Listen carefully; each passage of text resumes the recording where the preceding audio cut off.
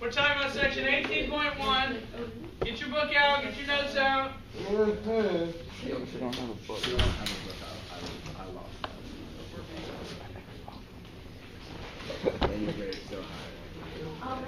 December. I don't understand that. You have a book. What? But you do so well. Yeah, that way. I don't have an AP Physics. No. I don't have an AP Physics book either. What? All right. I don't. You just have a really bad handicap. This I was chapter a is 13. about aliens. What are the odds that there's other life in the universe? And what are the odds that there's other intelligent life in the universe? 99% chance. You must do really Well, there's actually research done on this. We don't know the answer for sure, but let's look at some of the research that's been done. Cosmic evolution is what we call the move toward more complex structures in the universe. And that has led to life on our planet. But here are the various levels of evolution of the cosmos. It started at the beginning of the universe with just particles. And so we just had the particulate level where there's just various atoms involved. And then we get the atoms coming together into large groups. That's galactic evolution. So galaxies are large groups of particles. Inside those galaxies, stars start to form. And as you see, we're moving forward in time.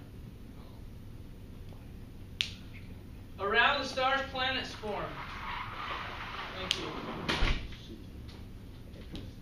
On the planets, you get a chemical evolution, which are the molecules coming together and forming larger and more complicated molecules. We'll talk about that in a minute.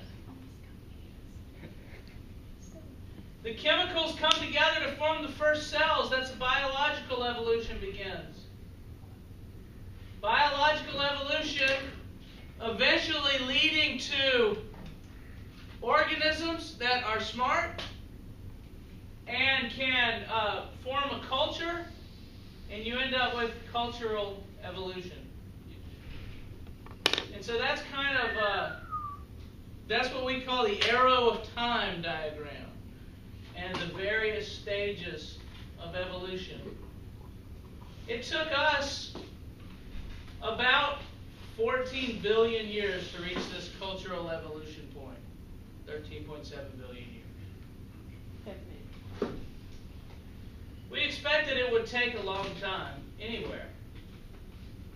But maybe it could go faster in some other places than it did for us.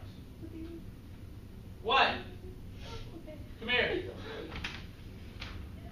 What you want, boy?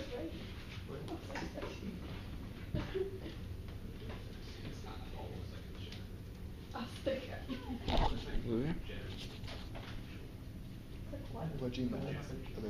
75. I wanted to get you. I have a great picture to show the camera of you, Scott. Yeah, that's right. I also saw your butt because you were mooning Claire's camera and she took a photo. It was actually on Snapchat. Forever on. Just zooming in straight on your face. This is going to be a deep fit. Everyone has to be sure. It's not just mine. All right.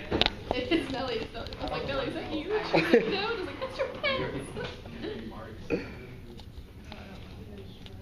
Liar. Guess I didn't lie about it. Okay, there's two assumptions that this is called the assumptions of mediocrity. That's what we call these two assumptions, the assumptions of mediocrity. Assumption number one, we assume that conditions here on Earth are not much different than conditions elsewhere in the galaxy. That's one assumption that we're making. We assume that it's like this here, it's probably has similar conditions elsewhere in the galaxy. There are probably planets around other stars, in other words. There are probably similar chemistry on other planets as there is here. That's one of the assumptions. Another assumption that we make is if life formed here, there must be life formed elsewhere. So those are two assumptions that are made in thinking about other life in the universe. I don't know what that means, but it's kind of... Let's get two can. So how do we know? How can we make these assumptions? Well, one thing that you probably learned about in biology, so I'm not going to spend too much time with it here, is the Miller-Urey Experiment.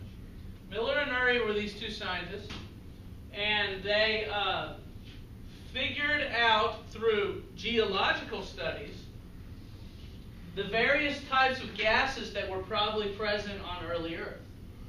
And you can study the rocks.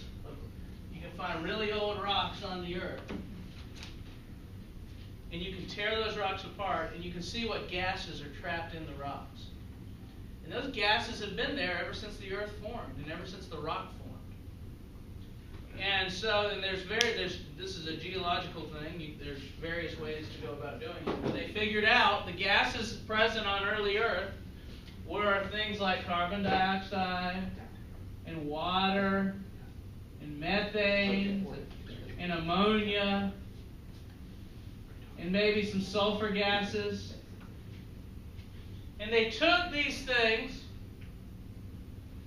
and, hydrogen too, nitrogen. They put these things, and this has been done not just by Miller and Urey, but by a bunch of different scientists. And these gases have been they put them into a chamber, and they let the gases bang into one another and gave them electricity. And the electricity